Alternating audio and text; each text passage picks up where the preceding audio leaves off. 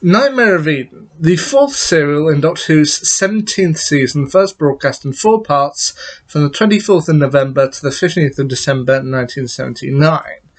The Doctor, played by Tom Baker, and his companions Romana, played at this point by Lalla Ward, and K9, voiced at this point by David Riley, end up on a space cruiser called Empress. Empress was on a space cruise heading specifically towards the planet Azure. However, they've come into a little bit of a problem because in trying to get to Azure, they've ended up being accidentally fusing themselves with another spaceship called Hecate. And while they try and figure out how to get Empress and Hecate separated, because Hecate is something of an experimental ship that was phasing in and out of space-time in that particular moment, so they're now fused together.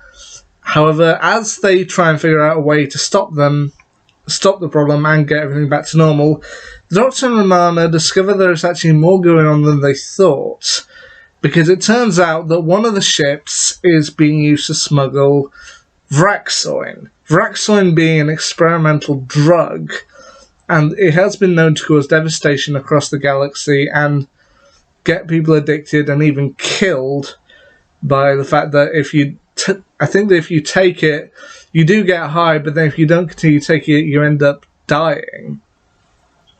They end up meeting several people aboard the 2 ships, including Professor Trist, played by Louis Fienda, Della, Trist's assistant, played by Jennifer Lunsdale, the pilot of the other ship named Diamond, played by Jeffrey Bateman, the captain of the Empress, Captain Rigg, played by David Dacre, Rigg's second-in-command, Sekka, played by Stephen Jen, as well as 2 officers who have been sent to try and figure out the problem as well, and have also investigated the Vraxoin going on. Officer Fisk, voiced by Jeffrey Hinchcliffe, and Officer Costa, played by Peter Craze.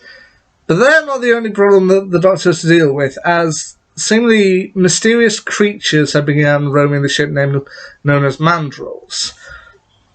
It's eventually revealed that Trist had in his possession a kind of machine that allows him to take scans of various environments and basically use those to recreate them on crystal, thereby meaning he can preserve the environment. Now, he says this is for a conservation project. However, one of the planets that he ended up getting a scan of was of a planet called Eden, and that's where the mandrels have come from, and they ended up losing one of their crewmates there named Stott. However, Stott is eventually revealed to have survived, and is now played by Barry Andrews. And I do think this is an interesting story. Now, this was apparently a story meant to appease the likes of Mary Whitehouse. Now, Mary Whitehouse has had an influence on Doctor Who before. I mean, she was famously opposed to one of the cliffhangers in The Deadly Assassin.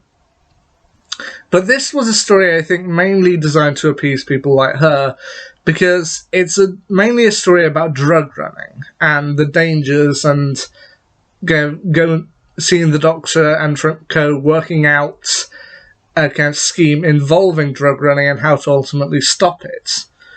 Now, overall, what do I think of this story? Well, I'm honestly surprised at how much I enjoyed this particular story. I mean, here's the thing. I kind of assumed that this story was going to be one of the ones that you'd sit through before you get to the good stuff. I kind of assumed this was one of the lower parts of this particular run of Doctor Who. But then again, I'm surprised at how much I actually enjoyed it. I mean, considering that the previous story I've heard is generally one of the ones people tend to skip over, The Creature from the Pit, which I haven't yet reviewed. Maybe I will get around to that one someday.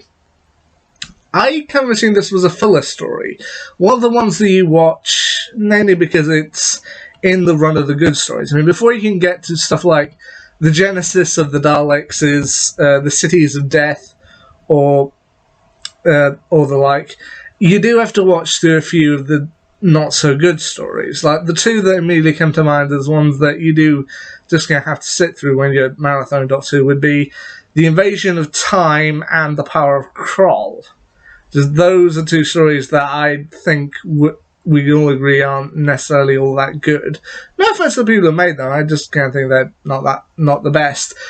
I kind of assumed that Nightmare of Eden was going to kind of fit into the same category as kind of Invasion of Time, Power of Kroll, Meglos. I just kind of assumed it was going to be in that same bracket. But honestly, I'm surprised how much I did enjoy this one. I mean, it's got a good atmosphere, it's got a good problem.